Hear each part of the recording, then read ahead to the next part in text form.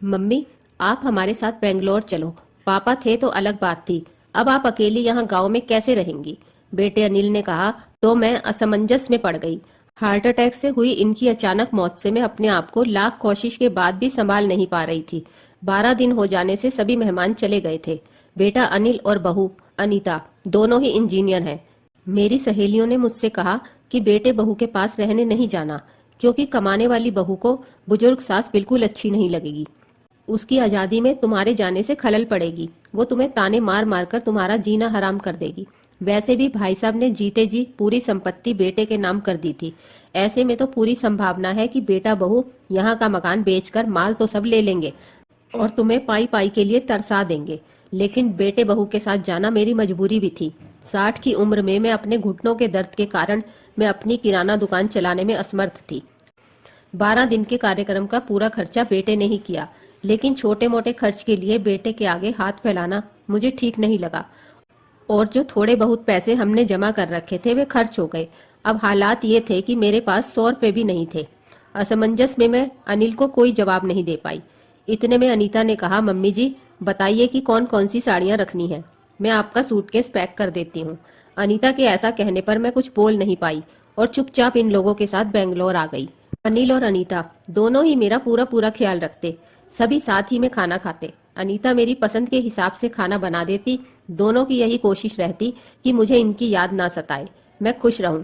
8 साल का पोता चिंटू तो दादी माँ कहकर मेरे आगे पीछे घूमता रहता।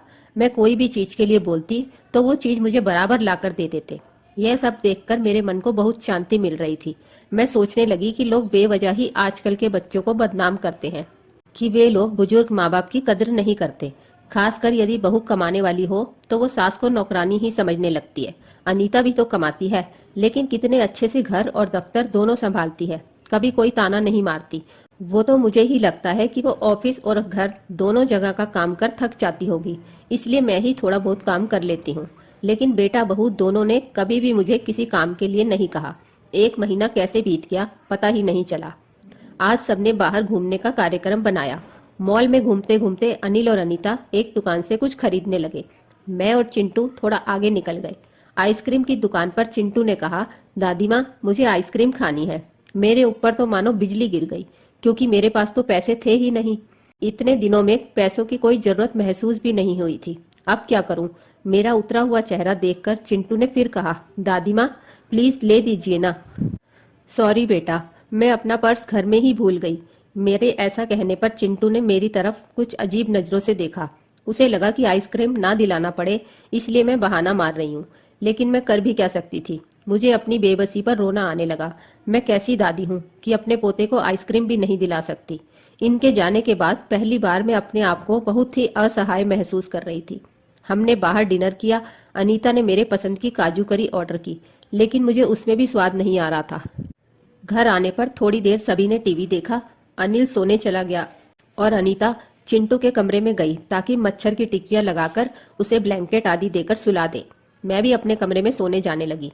इतने में मुझे चिंटू की आवाज सुनाई दी, मम्मी दादी माँ बहुत ही कंजूस है, तू ऐसे क्यों बोल रहा है?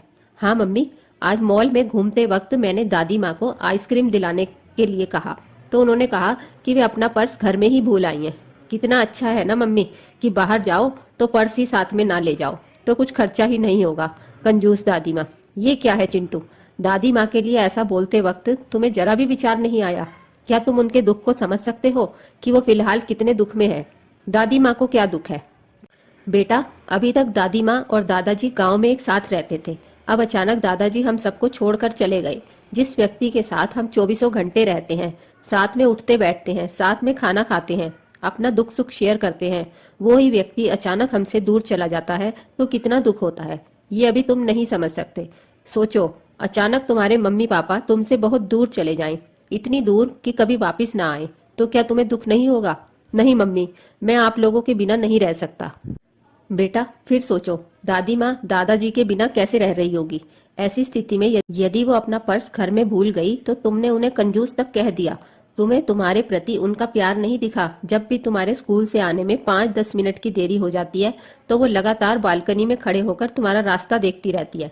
उस दिन उनके घुटने में बहुत दर्द होने के बावजूद तुम्हारे कहने पर उन्होंने तुम्हारी मनपसंद मेथी मटर मलाई बनाई थी।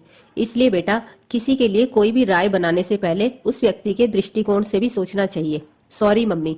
ये वार्तालाप सुनकर मुझे अपनी बहू पर बहुत गर्व हुआ। उसकी जगह यदि मैं होती तो शायद मैं भी अपने बेटे को इतने अच्छे से नहीं समझा पाती। सुबह अनिल ऑफिस चला गया और चिंटू स्कूल। अनीता ऑफिस जाते जाते मेरे हाथ में कुछ रुपए देने लगी। ये क्यों बहू? मुझे पैसों का क्या काम है? मम्मी जी, इंसान को पैसों का कब काम पड़ जाए कह नहीं सकते। आप मंदिर जाती हैं, कभी दक्षिणा चढ़ा दीजिए, कभी चिंटू के लिए कोई चीज के लिए जिद करने पर उसे वो चीज लेकर दे दीजिए। लेकिन बहू, मम्मी जी, यदि ये पैसे अनिल आपको देते तो क्या आप मना करती? नहीं ना, आपकी बहू भी कमाती है, तो फिर आप अपनी बहू से पैसे क्यों नहीं ले सकती? अनीता की बातें सुनकर खुशी के मारे मेरी आंखों में पानी आ गया। जो बात मेरा बेटा भी समझ न सका तो वो बात मेरी बहू ने समझ ली थी। मैं ईश्वर से प्रार्थना करने लगी कि मेरे जैसी बहू वो सबको दे। लोग बेवजह ही कुछ कमाने वाली बहुओं के दुर्व्यवहार को देखकर सभी कमाने वाली बहुओं पर लांछन लगाते हैं कि वे घमंडी होती हैं। सास ससुर उनको बिल्कुल अच्छे नहीं लगते। कुछ बहुएं अनीता जैसी समझदार, सुलझे विचारों वाली, बड़ों का सम्मान करने वाली भी होती हैं। आज अनीता ने कमाने वाली बहू के बारे में मेरी आंखों पर पड़ा पर्दा हटा दिया था। दोस्तों, आपको कमाने वाली बहू की कहानी कैसी लगी? हमें कमेंट करके जरूर बताएं। अगर आपको हमारी कहानी पसंद आई हो तो वीडियो को लाइक और चैनल को सब्सक्राइब करें।